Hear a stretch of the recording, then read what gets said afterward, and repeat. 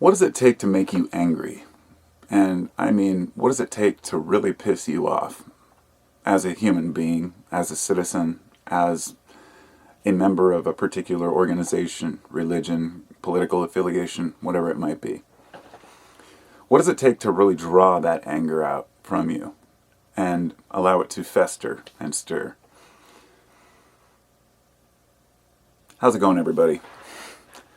It's Carpo here, and I thought I would make this last video before I leave town because I intended to make one yesterday, and then around midnight I decided spontaneously to do a live broadcast, which ended up lasting into the wee hours of, like 1 or 2 a.m., and that's pretty late for me, but when you're on one, you're on one, and I had a lot to talk about. But I wanted to do something a little more, maybe a little shorter, more conducive to inspiration, as cheesy as that sounds. I start off by asking about anger, but this video is not about being angry. It's really about, as I mentioned, why do we talk about controversial subjects when we know they will upset people, for example. Sometimes it's because we're frustrated, because we see others who maybe fall into a belief system that we don't believe is correct, or that we see can do damage. But at the same time, it's our own ignorance and lack of understanding when we dismiss half of the nation or half of the world or a huge segment of the population that feels a certain way. And this really comes down to emotional intelligence. Now, I will argue all day long when it comes to a subject that I feel passionate about. But do I ever feel really anger deep down inside? And I honestly have thought about this a lot, because if you sit with your own anger about a discussion you had with somebody or a particular comment you got, let's say, whatever it might be, you're just wasting your own energy. About 8 or 9 years ago, when I was making videos, I had a few trolls who would follow me around, and I would bite every time. They're just hoping to get somebody to, somebody to respond to them, because any attention is good attention. I should say, attention is attention. Everybody knows this who has kids. Even, of course, dogs do the same thing. Get themselves into trouble so they can be noticed. And this isn't always the case online, but a lot of people just want to argue for the sake of arguing. But a lot of others really feel passionate, and they do so because they want to see a better world. This is my long way of saying the reason I talk about politics and what's going on with COVID-19, the protests, all these things, because they're issues that are important, and we're facing them right now. I had this whole video planned to talk about the statues and my opinions on how disgusted I was by, the elk statue being burned in Portland, and how there's a big difference between, let's see, I don't even want to get into it right now. The point being is that we're taught quite a false history, and because of this, we are missing a lot of the, we don't have any information to fill in the blanks.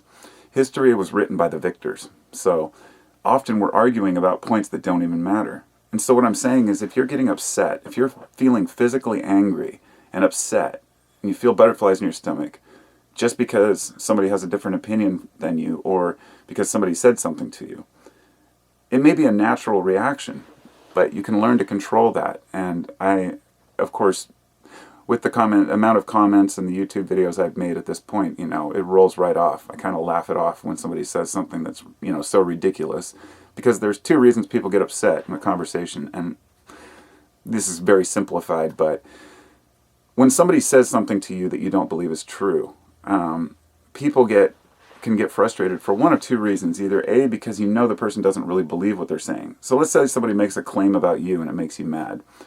Usually there's 2 reasons. Either A, they're saying something that's completely untrue and attacking your character, which we've all had plenty of that. Sometimes the last resort is an ad hominem attack on somebody, and it's the last vestige of hope for somebody who has no argument, usually. But attacking the person either means they're completely wrong about the person, so the person has to stand up for, who they are, say, this isn't, I'm not who you say I am. Or the other side of it is when a person knows it's true. When a person calls you out on something you know is true about yourself. For example, when somebody tells me I'm stubborn, I refer them to the idea that stubborn merely means I believe that you need better information if you're going to change my mind on a subject. Because stubborn doesn't mean you just won't listen. It just means that for other people, when they try to tell you something is true and you don't believe them because you have your own information, they'll call you stubborn. And I'm totally cool with that. So you learn to be who people tell you you are in a way. And this is dangerous too, because it can lead us to falling into this role. Let's say somebody calls you a hateful person or a violent person. You've never hurt anybody in your life. And they continue to call you a violent person. Maybe you go to jail for something you didn't do. And in jail, they treat you like a violent person. There's a good chance that when you get out of jail, you'll probably be a violent person. You will learn to fit that role. And the reason I say that is because I feel like the way we treat one another, you know, even when somebody says something outlandish and ridiculous, I try to be patient, you know, because coming back and being insulting directly to them is not going to, it's not going to do anything to help the discussion, and all it's going to do is try to boost my own ego, right? So if I just call somebody names, what's the point in that? And I've done it before, of course, but only when somebody, like last night, I kind of went off on somebody who, you know, came in the chat and started telling me, oh, you've changed over the years. Just certain things, just, you know, you're like, whatever, and you blow somebody off, maybe say something rude to them, but it's never personal, right? It's just responding to an idea. So I want to talk for a moment about life being this stage. You know, people say life is a stage. And whenever there's these quotes about life, I always like to finish the quote, rather. Okay, so if life is a stage, then, well, put on a good show, right? Put on a happy face. Do your best. It doesn't mean you have to fake it. But sometimes fake it till you make it is, you know, if you put yourself in positive situations, interact with positive people and kind people, well, then you just become a cuck, right? No, this is the thing I want about emotion is, especially in what they would call the toxic masculinity, which I don't want to go into because a lot of red pill guys out there really take offense to that. But let me just say, being a tough guy is more than, you know, how you feel about women or how well you can out-talk somebody or how much you can lift weights. I have no problem with a person being a strong man or lifting weights. That's great. Or if a person is a really intelligent person who can out-talk other people, that's great. But it doesn't mean you're better. It doesn't mean you're superior or more powerful. True power comes from within, and it's not the things that we can say. It's not even the things we can lift or the things that we can do. True power comes from how we interact with our own thoughts and ideas. Meaning every single day we take inventory of the follies and failures of the day and we're honest with ourselves. And I know I've made a lot of mistakes in my life. Honestly, most of the mistakes I've made have been maybe lack of action rather than the wrong action. And sometimes indecisiveness can be even worse. But, so I was saying, putting on a good show out there is a lot of faux intelligence, complete fake. You know, whenever somebody posts a long comment or a tweet or whatever it might be out there in the world, or posts a little blog on a website, and they use a lot of really complicated terminology. The old big words you must have learned in college thing from a Modest Mouse song. It's this idea that by having more powerful words than other people, that your message is stronger. This is just the same as believing that having bigger muscles is going to make you stronger. Because physically you might be able to beat everybody up around you, but the question is, can you sit quietly with your own ideas without going completely crazy? And we live in kind of a reactionary society right now. Everybody is quick to judge, quick to yell and scream at one another, quick to point the finger, and it just keeps getting more and more absurd. And because of this, people are going to lose their minds quicker and quicker. I mean, what a strange year. We've got COVID, we've got protests, we've got riots, we've got, and yes, they are different things. There are legitimate protesters out there who are, you know, people have commandeered and hijacked that protest so they can stand out in the streets and throw fire bombs and burn shit. And it's absurd. On top of this, we've got the COVID issue, which is now just completely resurging. And even if people are ignoring it or saying it's not a big deal, it's just a flu, oh well, it's a cold, we all still have to deal with what's going on around us. Then on top of that, it's an election year. And then Kanye West announces he's running for president last night. I cracked up. I just haven't laughed so hard in a long time. I thought this is getting interesting, very interesting. But it's to be expected. When the future is uncertain, in other words, when life is a stage, that's fine, but we want to understand the story. And folks who, let's say Christians, are going to have a totally different outlook on life than a person who's an atheist, for example, because they are going to see the world as maybe Satan's failure or folly, that mankind has lost his way, but soon enough we'll all be in heaven, right? I'm not dismissing that viewpoint. I honestly envy people who really believe that there's a place they're going to go and be with their loved ones forever, even though that sounds painful. No. As long as I'm with the family I love and the friends I love, right? But, when they say you'll see everyone you knew and everybody lives, in eternity with happiness, it doesn't make sense, the idea of heaven. And I'm using that as a comparison for what we have here. The reason why it's so chaotic is because we want a utopia, but it's always going to be a dystopia. I mean, us as Americans, those of you out here who are Americans as well as me, we're living through the decline of a Western empire. No matter how bad you fight it, no matter how bad we argue and say, no, America's still the greatest. Hell, we're 27th in education and healthcare. We are really losing our way in the world because we're fighting amongst ourselves without any clear or concise destination or path or idea about what we really want. And as long as we have the left and the right fighting about which direction to go, in such extreme ways, it's always been that way. People say, oh, I have more conservative values, I have more liberal values. But now it's like, you're the enemy, you guys should all die. It's like, whoa, step back for a minute. Realize it's not the Democrats, it's not the Republicans that you're really mad at. It's people, it's society, it's the situation that we are in. So since we are on this stage, the question is, how does the story end? Will it be to our advantage? Probably not. And I say ours as in an individual. So we have to earn our position. We have to earn our, if we want to be a lead actor in the show, we have to take that position, which comes with more responsibilities, right? Maybe you just sit on the sidelines and watch the movie. Maybe you're one of the guys who works on the, the grip, or, the associate producer. Everybody has a part to play.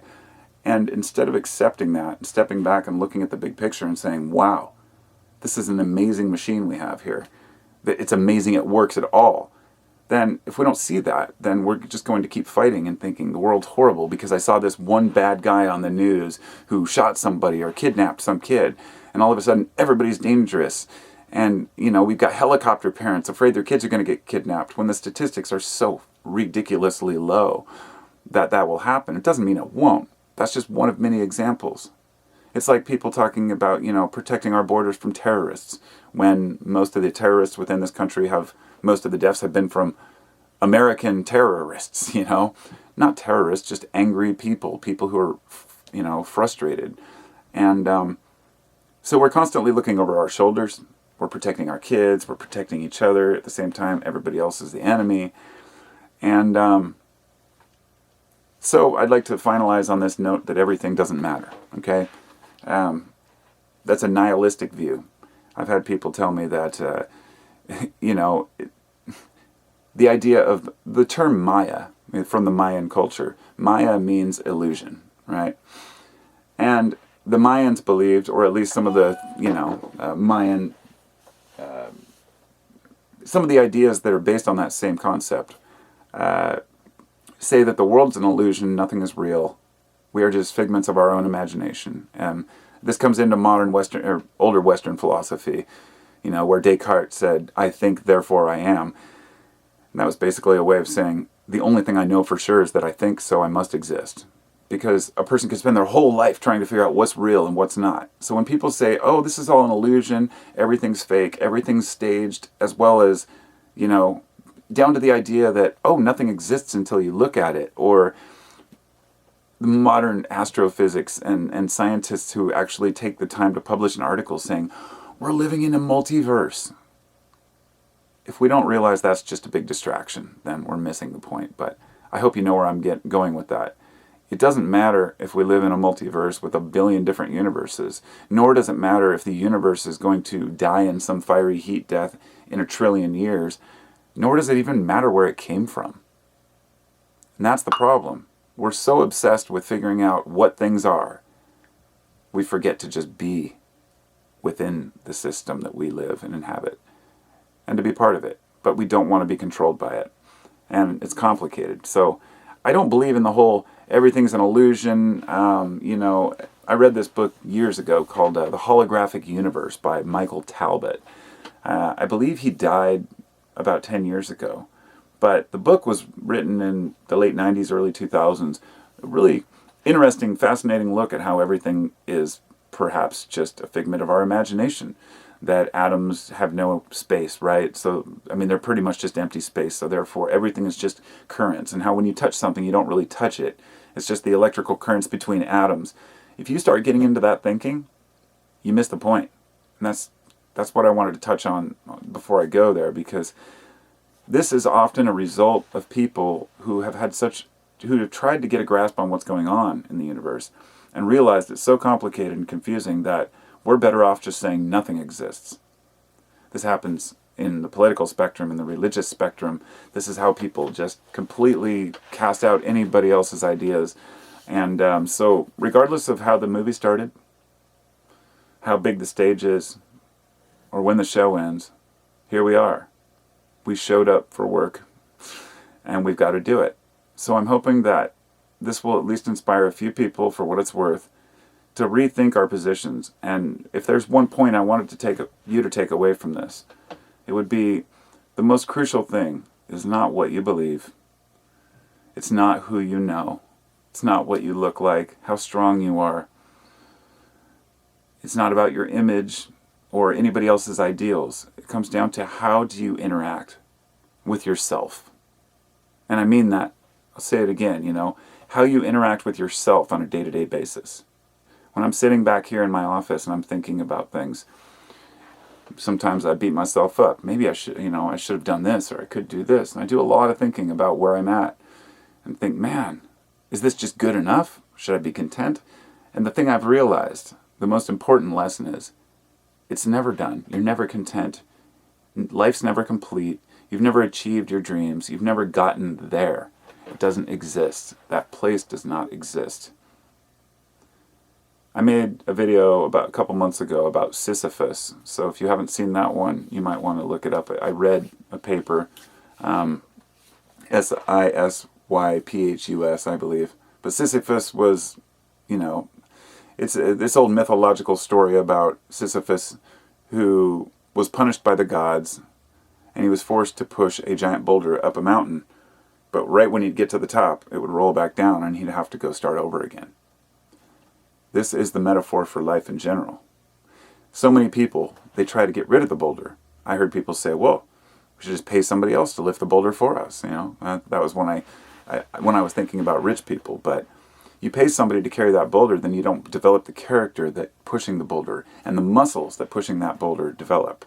So if you're not lifting your own weight, if you're not pushing your own boulder, then you'll never be happy. At least that's my experience. And when you do, maybe when you look at the picture as it pushing a boulder, sometimes think of that hill as any experience in our lives. But maybe when you get to the top, you can roll it down into the next valley and then push it up the next mountain. Maybe that was the missing link there, the missing connection, that it's a mountain after a mountain. Even if it's the same mountain, we're always climbing and starting over again. We're always trying to figure out who we are. So the greater picture of what I'm saying is that we need to respect ourselves for who we are and do the best we can and not beat ourselves up. Otherwise, we'll take it out on other people and we'll start pointing the finger. If I feel strongly about a person, whether it's a politician, musician, whoever it might be, I do so because of their attitude towards others. Not because of the things that they insult in my own personal life or how I feel about their looks or their religion or anything. It's how people treat others that's the most important to me. And the perfect example of why I don't respect the president. Of all the things he may have done that people think are great, fine. But when you treat people like shit, it makes me cringe. You know, when people talk to others like children or call them names, it's just not cool. It's really just inappropriate to me. And if that's the world that we're going to live in, then that's so be it. But I refuse to partake in that.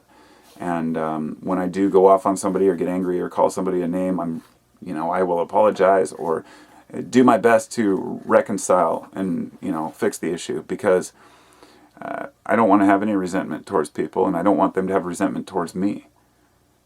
Not because I'm uncomfortable with resentment, but because I don't think it's necessary, especially when it comes down to misconceptions, misunderstandings. And you think about the last person who sent you a text message that you took the wrong way, and maybe you responded with something they said, that wasn't what I meant.